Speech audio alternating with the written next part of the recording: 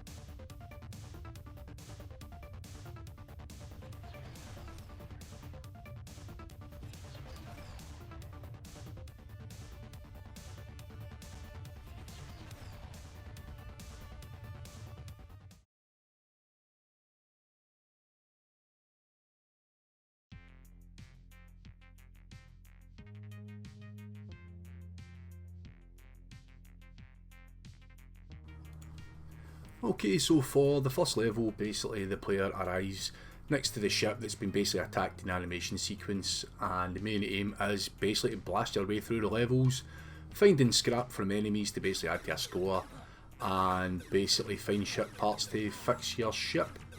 As you can see, we have a basic pause menu, there's a resume button, obviously the ability to go back to the main menu and quit the application.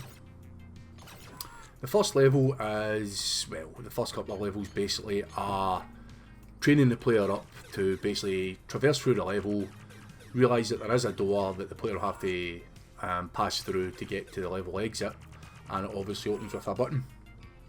The levels here, the enemies here are pretty basic, but you will encounter them more and more through as you play through levels. They are a basic assault class which will hound the player using pretty simple AI, that if the player comes within a certain distance of the enemy, they will shoot at the player and they will follow the player until the player manages to get a certain distance away, upon which they will return to their initial position.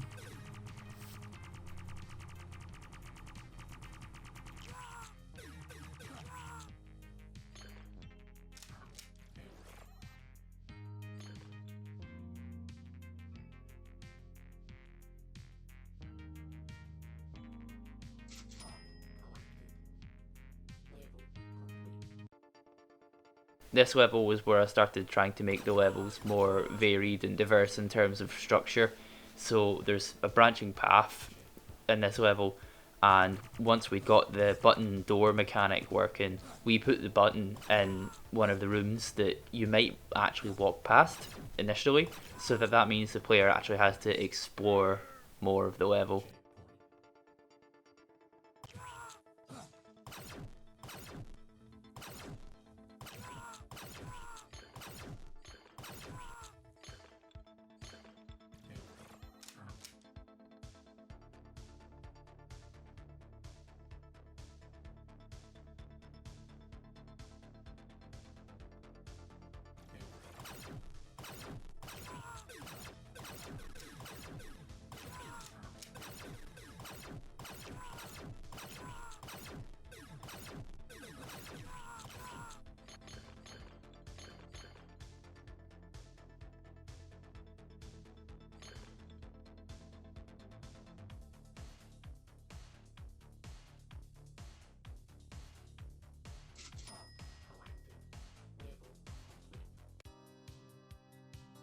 This level in particular is one of my favourites visually. Since we were trying to give every level a distinct look, I made sure to give this one a lot of technology and bright lights, and I tried to position objects to kind of tell a story, such as those chairs at the beginning that were all kind of strewn about the room, so there was a struggle. And this level is also a lot more expansive than the last two combined, which means, you know, there's definitely a lot more for the player to get through in terms of navigating the level.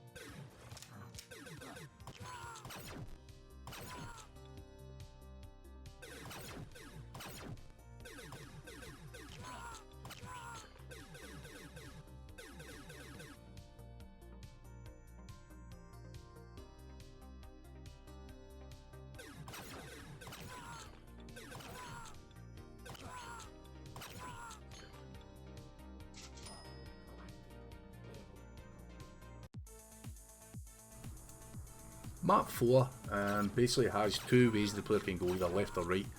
Left I didn't record because basically if you go left you don't find the switch. It's just in case the player decides to go left or right.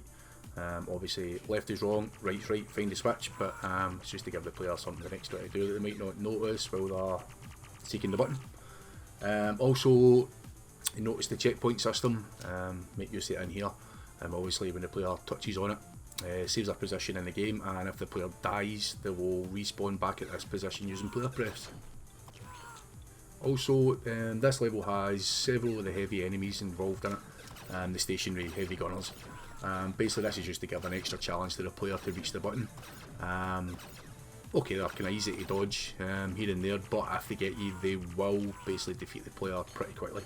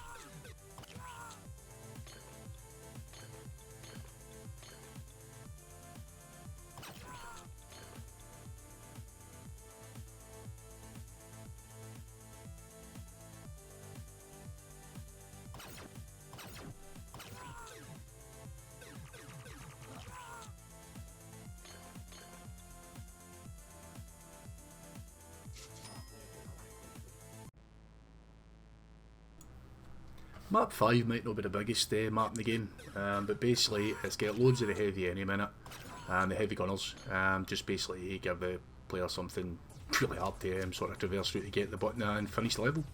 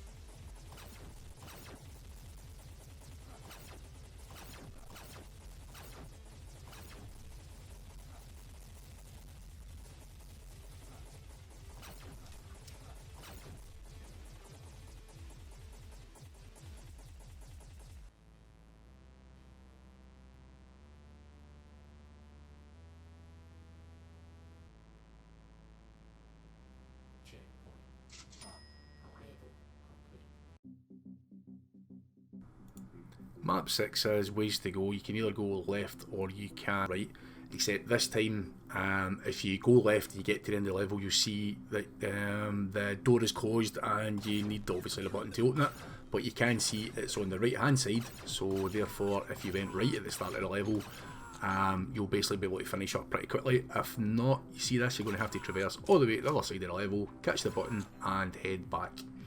This level has all enemies involved, including the melee class, the heavy and the assault, obviously just to ramp up the skill slightly because it's getting to near the end of the levels. Also, due to the level size, this is only a level where you'll get 2 checkpoints, just basically because of the size of it. Dying can be annoying, especially a level this size, so thought we'd give something in the player's favour for a change.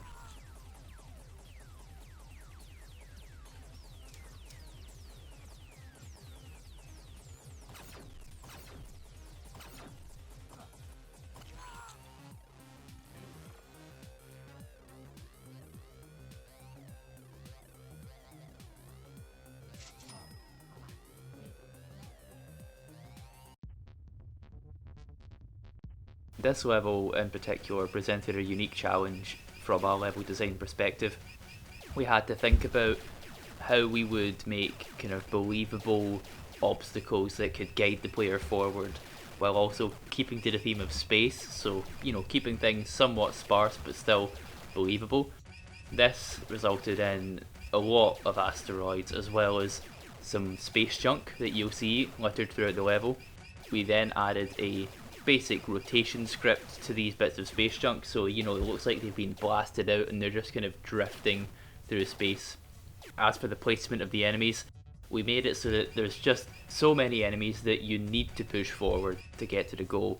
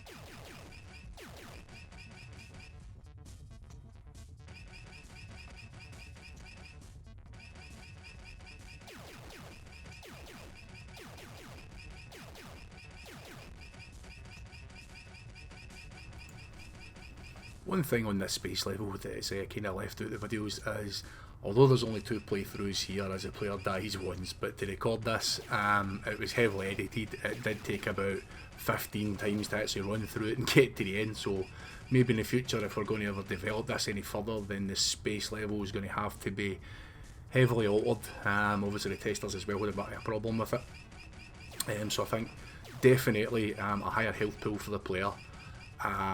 Probably slow the enemy's fire rate down a bit and give the player the ability to repair the ship, just taking it even the odds, but again, that's something for the future.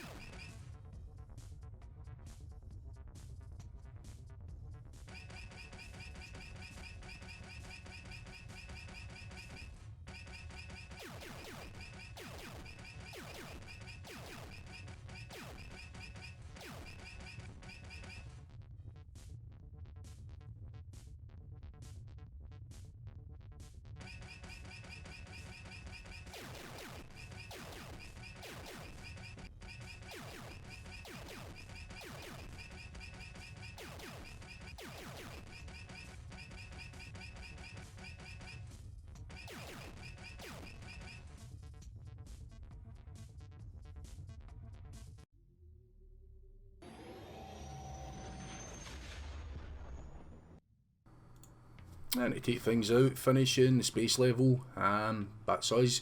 Your ship successfully jumps the warp, escapes, and you're met with the end screen. And that is it, Aegis Star.